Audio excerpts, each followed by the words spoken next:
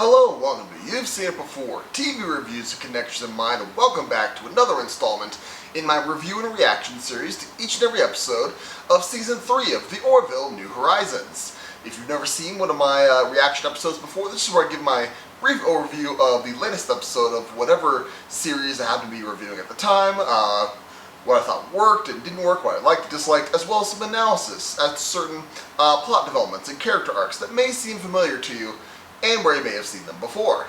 Just to get this out of the way, this will be a full spoiler review and reaction of the latest episode of the Orville New Horizons, so if you've not seen this latest episode yet, I would suggest coming back and have, because this will be full-on spoilers from here on out. So with that being said, without further ado, let's get into the Orville New Horizons Season 3, Episode 6, entitled Twice in a Lifetime. Now, this episode starts out with a party in Gordon's quarters, where he's playing the guitar and singing, and then once they break, we get the set up for the two main conflicts in this episode. One is Isaac is still trying to engage Charlie in conversation, as we'll find out later exactly why, and then Charlie also discovers in Gordon's quarters the cell phone, like a modern smartphone that was on his desk in his quarters, and of course he tells her about Laura, the woman from Season 2 who left her cell phone in the time capsule that was on Earth, and he made a whole simulator recreation of her life and got healthily attached to it. But that was last season, but we get a reminder of those events in this scene. However, John Lamar, who in the next scene reveals that apparently in their off time, he and Isaac have been working on the time manipulation device that Dr. Aronov created way back in Season 1, the very first episode of the Orville, and they perfected it so that now they've made time travel possible for any starship. So it's like, oh yeah, they just did that in their off hours. Okay, but of course, Union Admiralty realizes that this can be a very potent weapon if the Kalon or the Krill get a hold of it. So they say, all right, we're going to send a bunch of ships to escort you to this high security research facility. By the time they get there, however, they realize the Kalon have already been there. They've destroyed the research facility, and then they ambush the Union convoy. The Orville is barely able to get away, but before they do get away, the Kalon get the Orville tractor beam, say prepare to be boarded. Ed gives the order, no, we can't let this fall into their hands. Gordon, first he orders Tala to destroy the device, but she gets injured, and Gordon says, no, I'll go down and do it. So he starts to go do it, he gets his phaser, and he's about to shoot. However, a power surge in the engine core basically triggers the device. Gordon gets hit by the wave, and he disappears. So once the Orville gets away from the Kalon, everyone's trying to figure out, well, what happened to Gordon? Did he get vaporized or something? I don't know. But then they eventually determine that that he gets he got transported back in time, and this gets confirmed by a transmission that they got sent from that's been traveling towards their coordinates for hundreds of years at this point. That Gordon got sent back to 2015 on Earth because, as was established in Season 2, near the end, when Kelly's past self gets transported to the future, when time travel, what you're thinking about when you time travel is informs where you end up when you time travel. I mean, that's the general rule. So because Gordon was thinking of Laura in 21st century Earth, then that's where he gets sent. So the Orville's like, all right, we can go back and get him because we know where he is. Let's do it.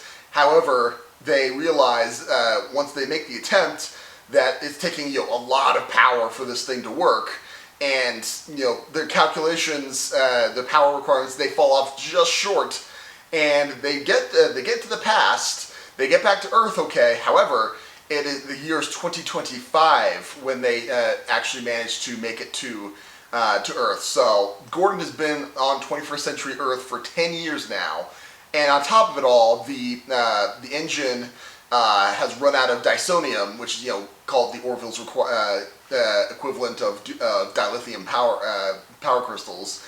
So there's now two goals with the landing party. One is Ed and Kelly try to find Gordon, which because they have the archives, they see that he was a pilot in Pasadena, so they know exactly where to find him. And Charlie and Isaac are paired together in order to find Dysonium that they say, Dysonium was discovered in the mantle of the Earth in the early 22nd century, so it hasn't been tapped yet, so we can use that there. So they're tasked with finding that.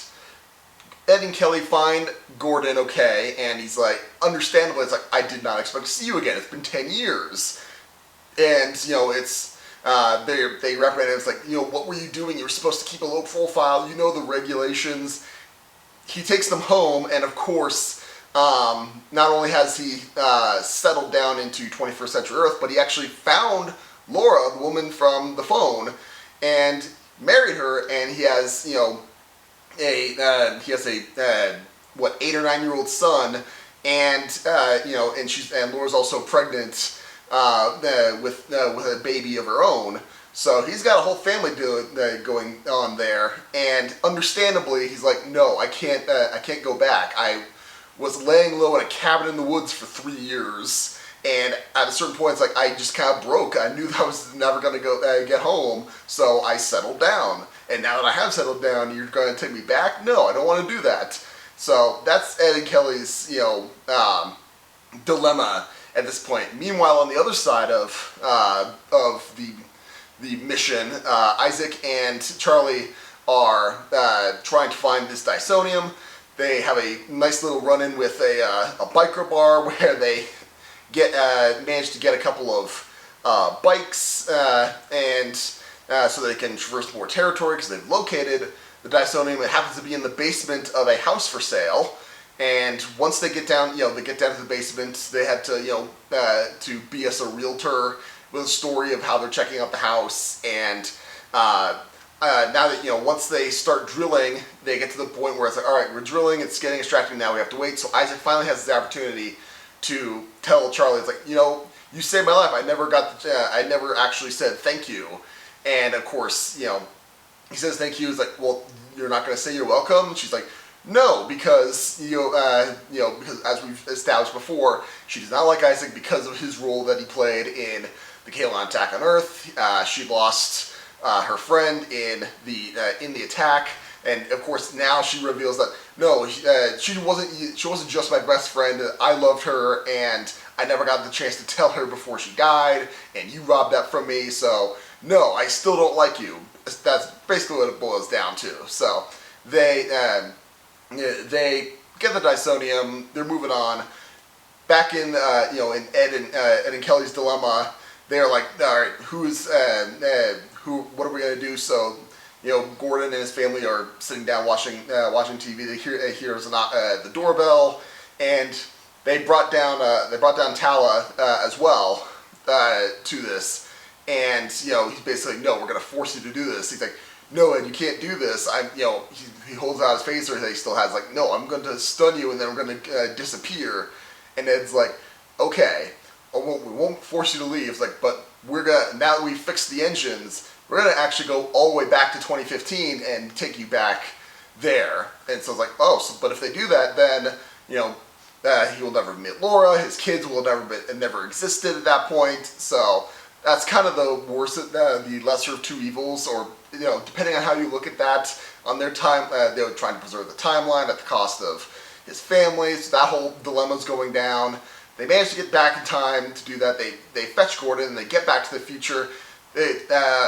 However, when they get back in time, the other 10 years, the aeronaut device has been destroyed. So they're like, well, in order to go forward in time, all we have to do is turn off this failsafe device or these safety parameters of the quantum drive because we're going faster than light, and if we go close to the speed of light, relativity will just take care of itself. We go there to the nearest star and back, and it'll take a couple minutes on from our perspective, but we'll get the 400 years back to the future. And they do that, and they get back to the future. And this episode ends with Gordon, Ed, and Kelly in their quarters chatting about, they finally tell Gordon, who at this point, because only a month had gone by from his perspective at that point, they tell him what he had to do and what they had to do to get him back. And it's like, wow. And then they can just kind of let that sink in as the episode ends. So that was basically everything in that episode, and there was a lot in this episode. And what I like about this episode is, well, first of all, I believe, if I remember the production history of this season correctly, I believe they got about halfway through. They were filming this third season in the end of 2019. They got about halfway through the episodes before lockdown happened, and they had to shut down production. And because there's only 10 episodes, we're on episode 6. We got our first in-universe reference to the pandemic, so I could pretty definitively say that we're now at the point where we're into the episodes that they were writing after production resumed again. Again, maybe just add that in post. They'd already written the episode, but again, that's we're getting into that section of things. But I'm glad that we finally get a Gordon story again, because Gordon, so far in the season, even in season 2, he was very much just relegated to comic relief, and he is that in this episode too. But we get to see that that dilemma again. We'll get to see the trials and tribulations he goes through from multiple viewpoints, even himself, that he doesn't realize that he went through. First person experience and third person experience of him. So there's that whole thing going on. I think they handled that mostly well. However, I'm sort of bummed that, and kind of disappointed. Yes, the Laura, him and Laura arc in season 2, that was a great episode. I love that episode. It feels like in this one, however, they're kind of repeating the same beats of that episode, where he developed a unhealthy obsession. Well, it's healthier because he's actually here and he got to know the woman before marrying her, and he did it organically. He's not falling in love with a computer simulation of her, but the point is, he's in the past, he's from the future. He wasn't allowed to have it in the first place. So him having to struggle with that, again, that's kind of the same beat that they already did in season 2's episode with this whole thing. So it feels like kind of a repeat, which is kind of a disappointment. And secondly, when they tell Gordon that they got after a month, that they finally get back to the future, they tell him what happened. Obviously he didn't experience all those things, and he's basically saying, basically tells Ed and Kelly, it's like, I don't know what to say. This is kind of incredible. How do you? That must have been terrible for you.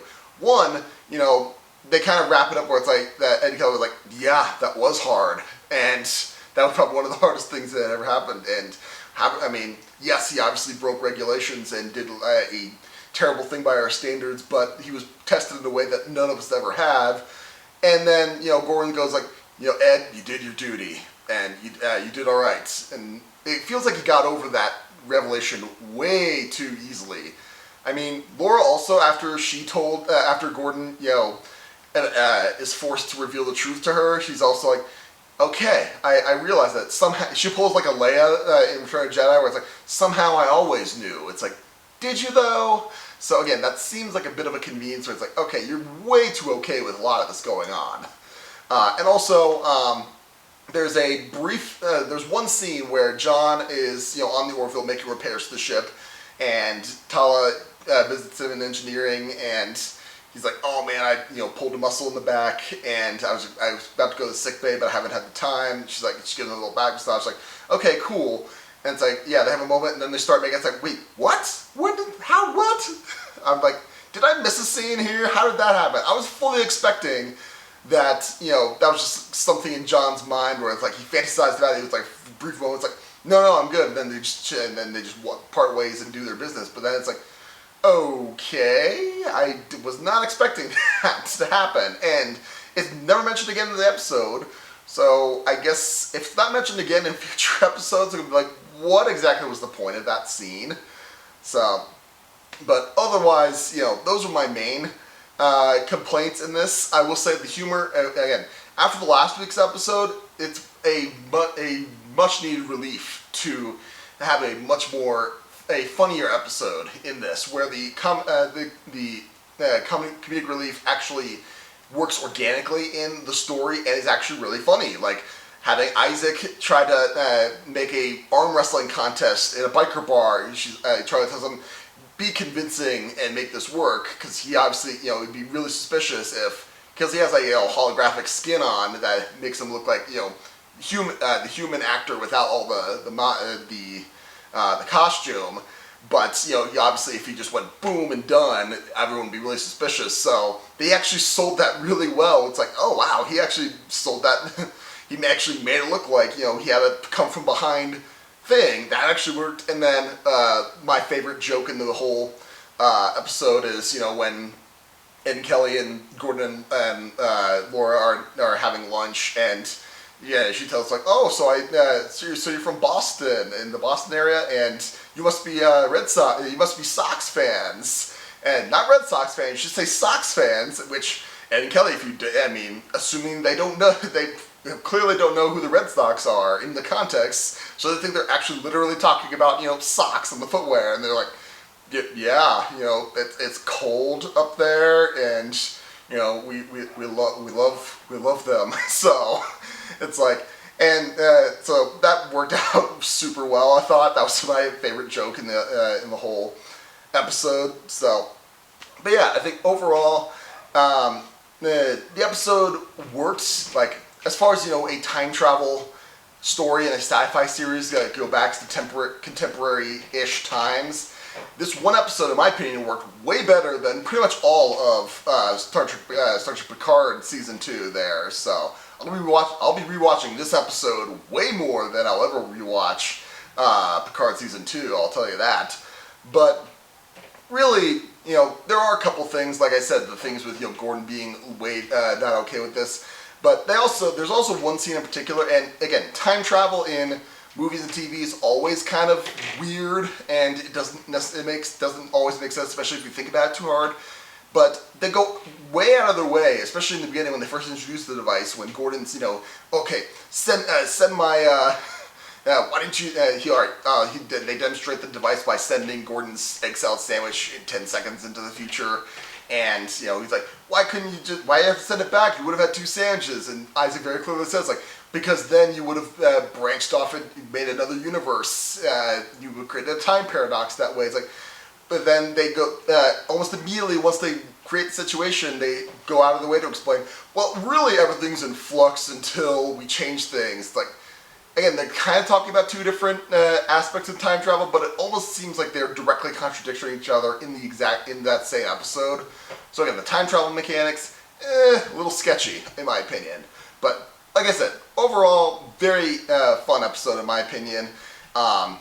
Probably a little more horrifying than other time travel, just because of the implications of Gordon's family never having existed. That's kind of a bummer, but like I said, there's a lot to enjoy in this. Some things that I noticed that may seem familiar to you is just the having the crew members stuck in the past and inadvertently altering the future sort of thing. At first, I kind of maybe thought of the Star Trek Next Generation episode Time's Arrow, with Data being stuck in San Francisco in the 1890s or whatever. But I think more accurately, I would say this more closely resembles the original Star Trek episode, Sydney on the Edge of Forever, where McCoy falls in love, goes back in time, and Kirk falls in love with what was her name, Edith Keeler, and they have to deal with the ramifications of letting her die on that front to save history. So there's that comparison to be made. Also, the fact that they have to the time travel mechanic breaks the engine, and they have to repair it with something on contemporary Earth, very reminiscent of Star Trek IV: The Voyage Home.